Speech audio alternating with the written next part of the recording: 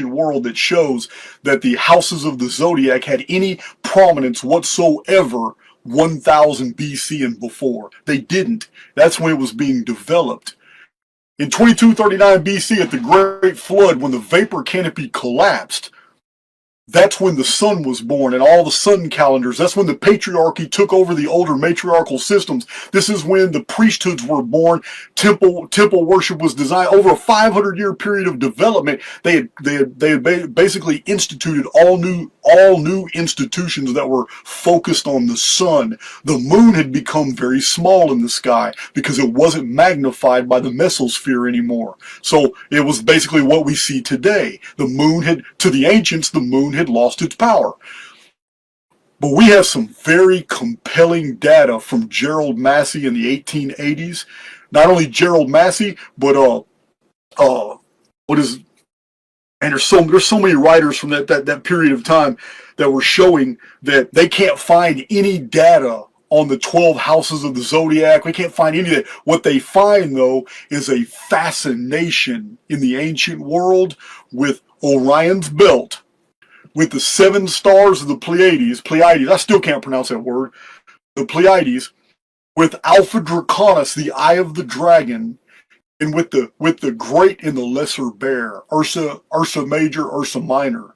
So Arcturus, circumpolar stars, and the 4 corners of heavens. I believe it's Antares, Regulus. There's 4, I can't remember what the names of them, but there's 4, they're called the royal stars.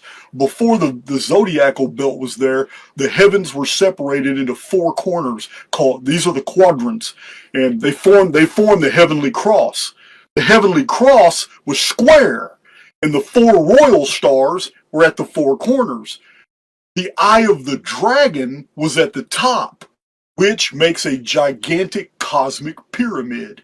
4 corners at the bottom, 1 corner at the top, where the whole thing rotated. This was the ancient concept. The ancient concept was that we were inside the cosmic pyramid. And these are the older traditions. The oldest traditions are about the 7 sisters, the Pleiades, and Arcturus. Also, Orion, the hunter.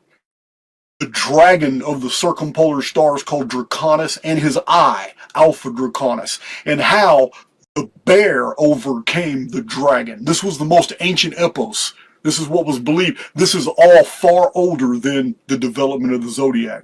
So people like Graham Hancock, and there's a lot of them. Not just Graham Hancock. He's just the only one I can name right now. There's a whole bunch of them that try to perpetuate the idea that the zodiac is very ancient.